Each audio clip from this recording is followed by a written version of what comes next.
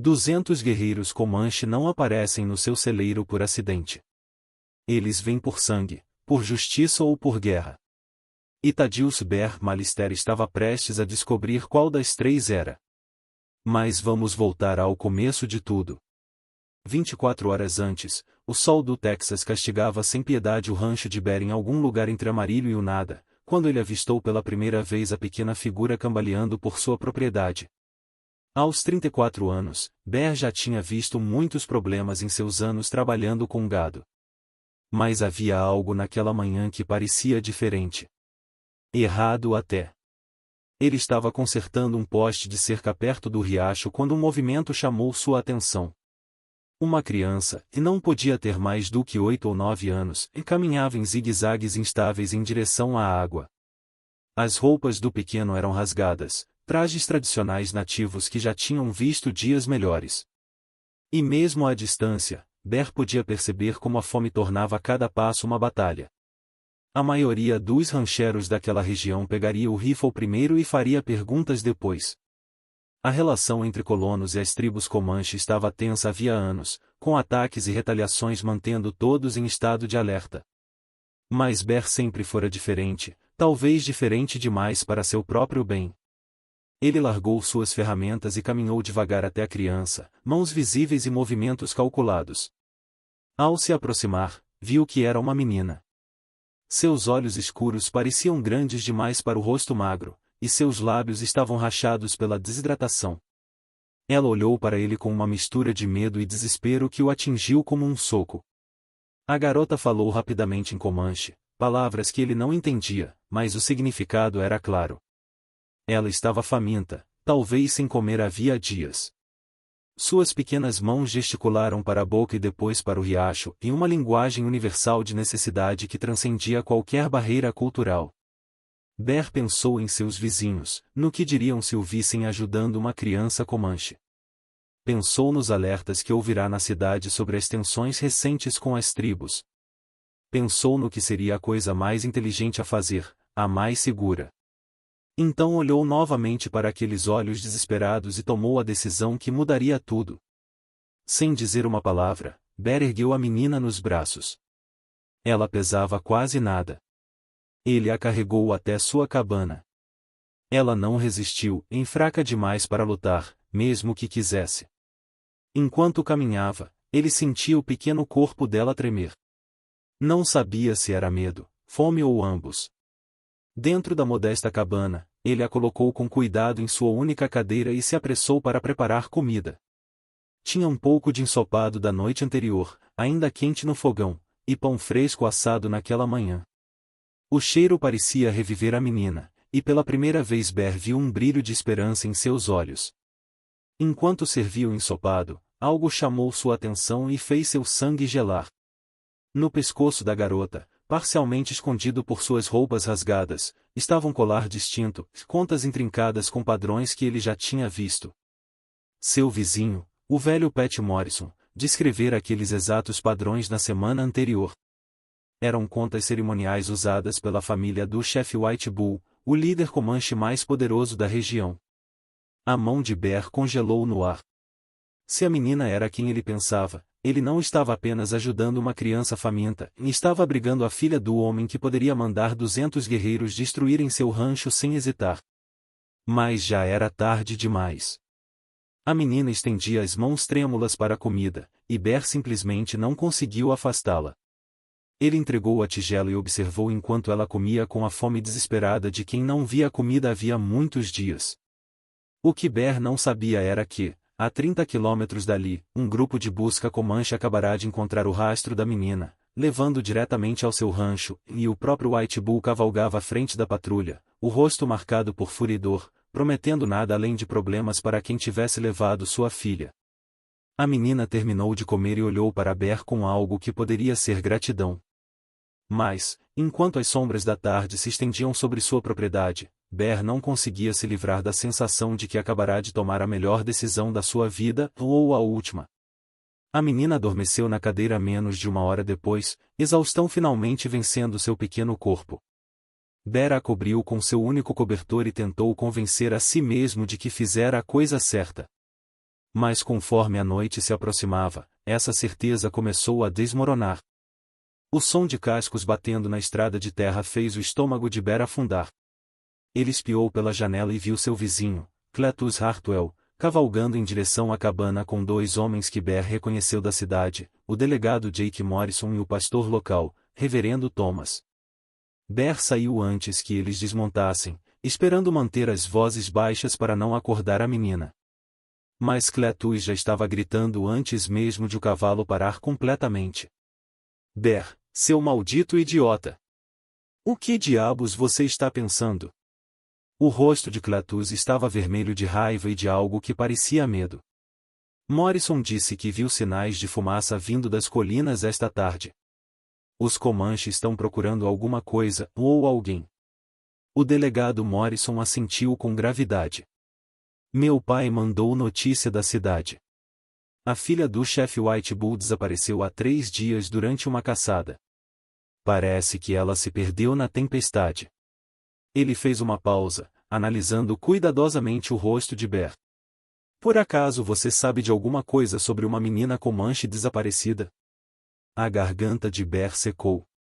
A coisa inteligente seria mentir, mandar os homens embora e resolver tudo sozinho. Mas aqueles homens eram seus vizinhos há anos. E apesar de todas as falhas deles, estavam ali por preocupação genuína. Ela está lá dentro, disse Bear em voz baixa. Meio morta de fome e exausta. Eu não podia deixá-la morrer. O silêncio que se seguiu foi ensurdecedor.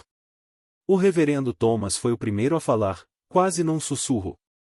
Filho, você tem ideia do que fez?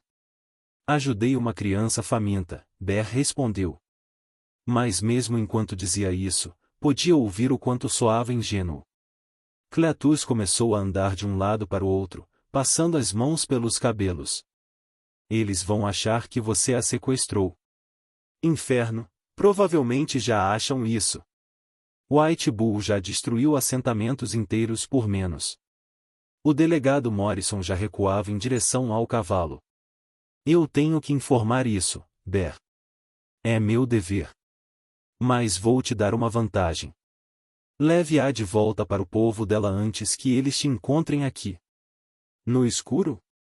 Bear perguntou. Ela mal consegue andar. E como diabos eu me aproximo de um acampamento Comanche sem virar um alvo cheio de flechas? Esse agora é seu problema, disse Morrison, montando o cavalo. Vou à cidade avisar todo mundo. Se o White Bull decidir fazer de você um exemplo, ele não vai parar só no seu rancho. Quando os 3 homens partiram, Bear ficou sozinho na escuridão crescente, ouvindo a respiração suave da menina dentro da cabana. Pensou em selar o cavalo e tentar encontrar o acampamento Comanche em suicídio. Pensou em colocá-la na carroça e tentar chegar à cidade, em pior ainda. A verdade era simples, não havia saída boa. Todas levavam ao mesmo destino, um confronto com um dos chefes de guerra mais temidos do Texas. Como se tivesse sido convocado pelos pensamentos dele, um novo som atravessou as planícies.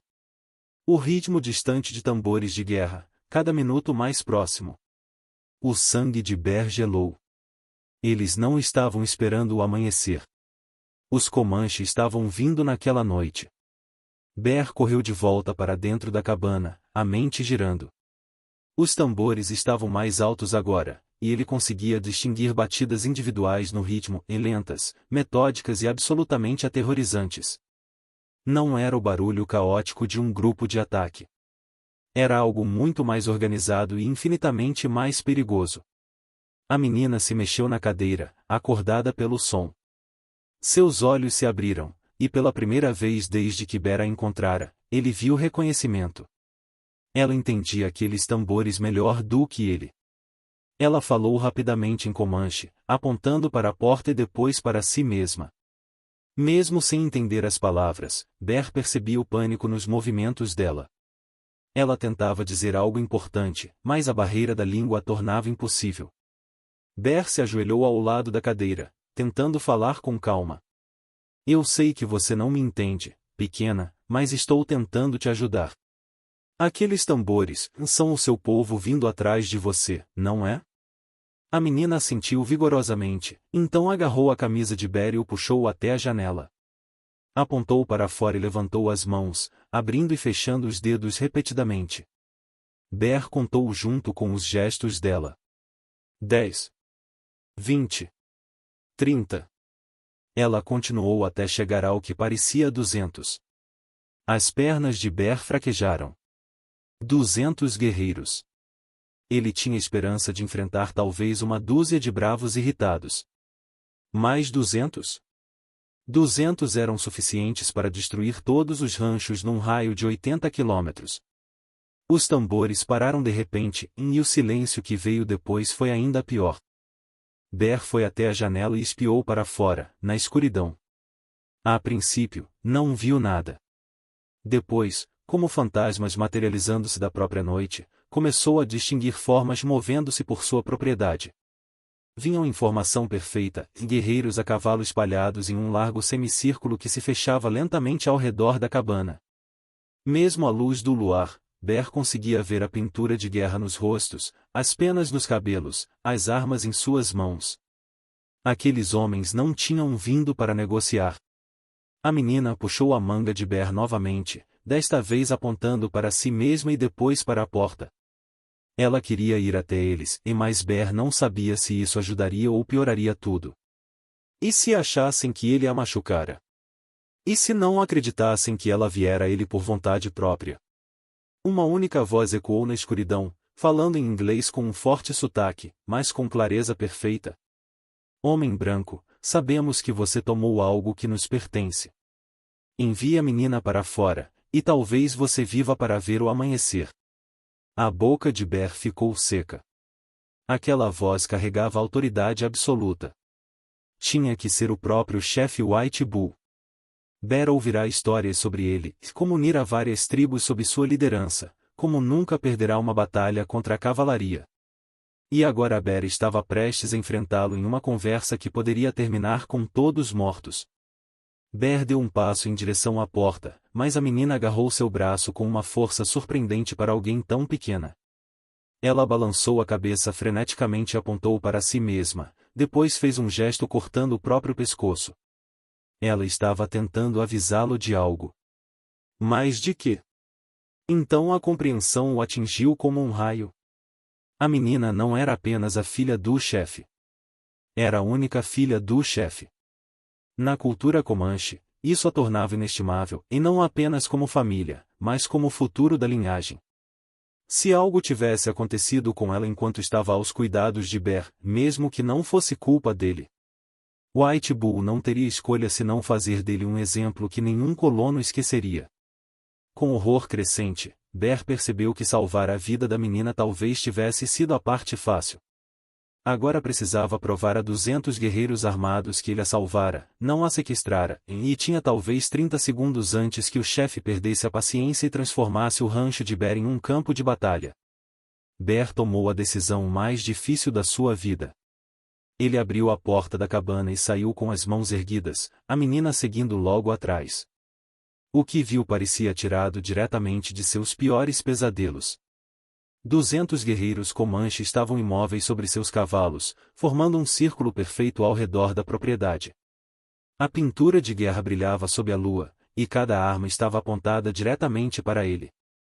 À frente da formação estava um homem que só podia ser o chefe White Bull, e imenso, imponente, com fios prateados correndo pelos cabelos longos e negros, e olhos que pareciam arder com uma fúria quase incontrolável. A menina correu até o pai, chamando em Comanche. Mas, em vez da reunião alegre que Bear esperava, a expressão de White Bull ficou ainda mais sombria. O chefe desmontou e ajoelhou-se ao lado da filha, examinando-a atentamente enquanto ela falava rapidamente, gesticulando na direção de Bear e da cabana. Bear não compreendia as palavras, mas conseguia ler a linguagem corporal do chefe, em cada músculo tenso, pronto para explodir em violência. O que quer que a menina estivesse dizendo, não estava ajudando. Finalmente, White Bull se levantou e caminhou em direção a Bear com passos lentos e deliberados.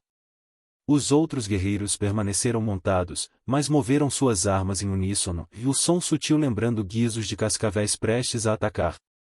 Minha filha me disse que você lhe deu comida, disse White Bull, seu inglês frio e preciso. Ela diz que você lhe deu abrigo. Ele parou a poucos passos de Bear, perto o bastante para que o rancheiro visse as cicatrizes intrincadas no peito do chefe e marcas de inúmeras batalhas vencidas e inimigos derrotados. Sim, respondeu Bear, com a voz mais firme do que se sentia. Ela estava faminta. Eu não podia deixar uma criança morrer. White Bull estudou por um longo momento. Ela também me disse que você viu as contas sagradas de nossa família em seu pescoço. Você sabia quem ela era, e ainda assim não a devolveu imediatamente. O coração de Bear afundou. Era isso. O momento em que tudo desabava. Eu ia levá-la de volta pela manhã. Ela estava muito fraca para viajar à noite. Talvez, disse White Bull. Ou talvez você tenha pensado em mantê-la como um prêmio, para trocá-la por gado, cavalos ou passagem segura por nossas terras. A acusação pairou no ar como fumaça de pira funerária. Bear podia sentir o peso de 200 pares de olhos sobre ele. Guerreiros esperando o sinal do chefe para transformar aquela conversa em um massacre. Isso não é verdade, disse Bear. Eu nunca quis nada de vocês. Eu só não podia assistir uma criança sofrer. Se você fosse Bear, o que faria? Jogar-se à misericórdia de um chefe de guerra que nunca mostrou misericórdia a um homem branco? Ou defender suas ações, mesmo que isso significasse morte certa? Diga nos comentários. Eu preciso saber de que lado você ficaria, porque o que Bear decidiu a seguir determinaria se o sol nasceria em paz ou em uma guerra que consumiria todo o território. White Bull ergueu a mão, e todos os guerreiros puxaram as cordas de seus arcos ao mesmo tempo. O som de 200 flechas sendo preparadas foi como a própria morte expirando profundamente. Você provará suas palavras, disse o chefe em voz baixa. Ou morrerá onde está. A mente de Bear girava enquanto encarava 200 pontas de flecha brilhando ao luar. Como você prova bondade a um homem que só viu maldade do seu povo? Então a inspiração veio como um raio. Sua filha estava usando isto quando a encontrei, Bear disse, movendo a mão lentamente em direção ao bolso. Todos os guerreiros se tensionaram, mas ele retirou apenas um pequeno pedaço de tecido rasgado e parte da roupa original da menina, que tinha ficado presa em sua cerca. Guardei porque imaginei que o senhor poderia querer prova de que eu não a machuquei. White Bull examinou o tecido, e um brilho de reconhecimento surgiu em seus olhos. Era realmente da roupa cerimonial de sua filha, aquela que ela usava quando desapareceu. Ela foi até minha fonte de água, continuou Bear, com a voz ficando mais firme. Eu poderia tê-la expulsado. Poderia tê-la matado como invasora. Em vez disso, carreguei-a para minha casa. Dei minha própria comida, meu próprio cobertor. Não pedi nada em troca. A menina falou de repente, puxando o braço do pai e apontando para a cabana. Ela correu até a porta e fez sinal para que ele a seguisse. Confuso, mas curioso, White Bull ordenou que Bear os acompanhasse para dentro. Dentro da cabana, a menina apontou para a cadeira onde dormira e para a tigela vazia onde Bear havia servido o ensopado. Ela imitou os gestos de comer, depois dormir, e então apontou para Bear com um sorriso, e o primeiro sorriso genuíno que ele via nela. Mas a atenção de White Bull estava em outra coisa. Sobre a mesa estava a posse mais preciosa de Bear, uma pequena fotografia tintipe de sua família, em sua esposa e seu pequeno filho, ambos mortos por cólera 3 anos antes. A fotografia, gasta de tanto ser manuseada, estava cercada de flores secas que Bear trocava toda semana. Você também perdeu filhos, disse White Bull suavemente. Pela primeira vez, sua voz não carregava apenas raiva. Meu menino tinha mais ou menos a idade dela, respondeu Bear, com a garganta apertada. Talvez por isso eu não consegui mandá-la embora. White Bull pegou a fotografia e estudou os rostos da família perdida de Bear. Lá fora, os guerreiros mantinham suas posições, mas algo no ar havia mudado. A menina continuava falando em Comanche, aparentemente contando cada detalhe de como Bear cuidara dela. Ela diz que você poderia ter se aproveitado, traduziu White Bull. Um homem branco sozinho, com uma criança Comanche, você poderia ter pedido resgate, poderia tê-la usado como proteção. Em vez disso, simplesmente a alimentou e deixou que descansasse. Bear assentiu. Não tenho briga com seu povo, chefe. Só trabalho minha terra e tento viver em paz. White Bull ficou em silêncio por um longo tempo, segurando ainda a fotografia. Quando finalmente falou, suas palavras surpreenderam a todos, inclusive sua própria filha. Meus guerreiros esperavam encontrar um sequestrador esta noite. Esperavam queimar este lugar até o chão e levar seu couro cabeludo como prova de nossa justiça. Ele colocou a fotografia de volta na mesa com cuidado. Em vez disso, encontramos um homem que mostrou bondade a uma criança que poderia ter sido sua inimiga. Bear sentiu a esperança acender em seu peito, mas também ouviu movimentos inquietos do lado de fora. 200 guerreiros tinham vindo por sangue, e agora seu chefe falava em bondade. Aquela decepção poderia se transformar em outro tipo de violência. Mas ainda há um problema, continuou White Bull. E a esperança de Bear se desfez. Meus guerreiros não podem voltar de mãos vazias. Não podem dizer às suas esposas e filhos que saímos para punir um crime e voltamos apenas com palavras. O sangue de Bear gelou. O que o senhor está dizendo? Estou dizendo que, mesmo sem intenção de causar mal, você criou uma situação que exige resolução. Meu povo esperava justiça esta noite, e se não a receber? White Bull gesticulou para a porta, de onde vinham as vozes cada vez mais agitadas. Alguns dos meus jovens guerreiros acreditam que qualquer homem branco que toque numa criança Comanche por qualquer motivo deve pagar o preço. Eles acham que estou sendo fraco por falar em vez de lutar. Do lado de fora, alguém gritou em Comanche, e o som foi acompanhado por outras vozes. Bear não conseguia entender as palavras, mas o tom era inconfundível. Eles estavam clamando por sangue. Se você está gostando desta história, aperte o botão de inscrever-se, porque o que acontece a seguir determinará tudo. White Bull olhou diretamente nos olhos de Bear. Há apenas uma maneira de satisfazer tanto a justiça quanto a honra esta noite, disse ele, mas isso exigirá de você algo que pode ser mais difícil do que morrer. Broken Arrow colocou-se diretamente no caminho de White Bull. Seu rosto marcado por cicatrizes se contorceu de raiva. Ele falou rapidamente em Comanche, sua voz aumentando a cada palavra, e Bear não precisava de tradução para entender o desafio que estava sendo lançado. A resposta de White Bull foi calma, mas firme, e Bear observou os dois homens se enfrentarem, chefe contra guerreiro, autoridade contra fúria alimentada pela dor.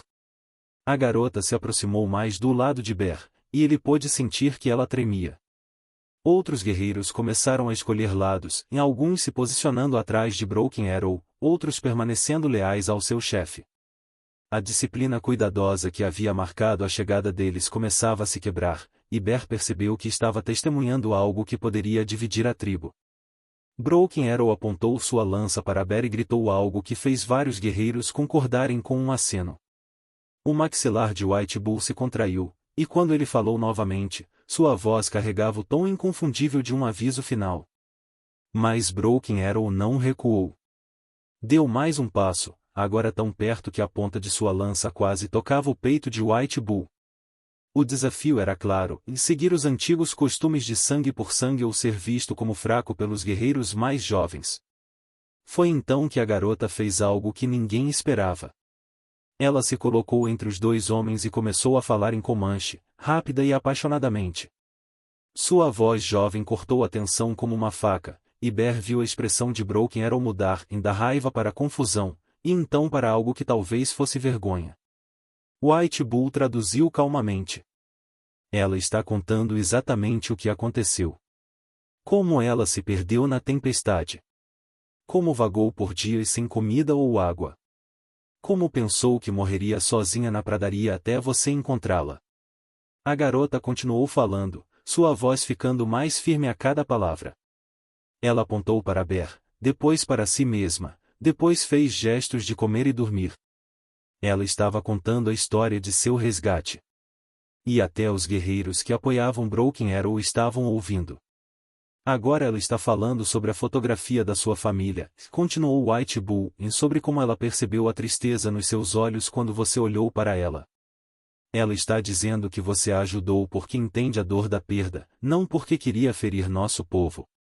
Broken Arrow abaixou a lança um pouco, mas a dúvida ainda estava em seu rosto.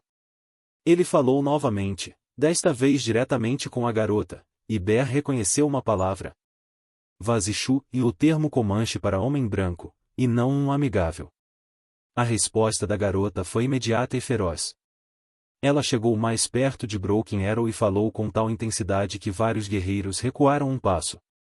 Seja lá o que estivesse dizendo, estava surtindo efeito. Ela está perguntando se ele tem filhos, traduziu White Bull, surpreso. Ela está perguntando o que ele gostaria que um estranho fizesse se o filho dele estivesse morrendo de fome no deserto. A lança de Broken Arrow caiu ao lado de seu corpo. Mas a garota ainda não havia terminado.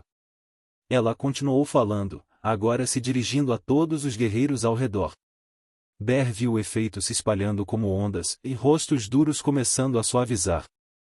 Ela está dizendo que julgar você por sua bondade nos tornaria iguais aos soldados que matam sem fazer perguntas, disse White Bull. Ela está dizendo que, se punirmos a misericórdia, nos tornamos os monstros que o homem branco acredita que somos. O silêncio que se seguiu foi ensurdecedor. 200 guerreiros permaneceram imóveis, processando as palavras de uma menina de 8 anos que acabará de desafiar suas crenças mais profundas sobre justiça e vingança. Finalmente, Broken Arrow falou, sua voz pouco mais que um sussurro. A tradução de White Bull veio devagar. Ele diz que talvez o espírito tenha enviado ao irmão dele um professor, e não um inimigo.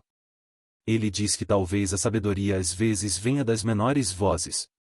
Bear sentiu algo mudar no ar ao redor deles. A tensão não havia desaparecido, mas havia se transformado em outra coisa. Talvez incerteza, ou o começo de compreensão. White Bull olhou para Bear com algo que poderia ter sido respeito. Minha filha acabou de fazer algo extraordinário. Ela transformou um grupo de guerra em uma reunião de conselho. Mas agora vem a parte mais difícil. Qual é? Bear perguntou. Agora você deve provar a eles que a fé dela em você foi justificada. Esta noite, em nossa aldeia, diante dos anciãos que passaram toda a vida odiando seu povo, White Bull gesticulou em direção ao cavalo, você está pronto para apostar sua vida na palavra de uma criança? Bear olhou para a garota, que o observava com os mesmos olhos desesperados que haviam iniciado todo aquele sofrimento. Mas desta vez ele percebeu que ela não estava implorando por sua ajuda. Ela estava oferecendo a dela. E, de alguma forma, isso fez toda a diferença. A viagem até a aldeia Comanche levou 3 horas, atravessando um terreno que Bear nunca tinha visto antes. Cânions escondidos e caminhos secretos que seu povo jamais descobrira.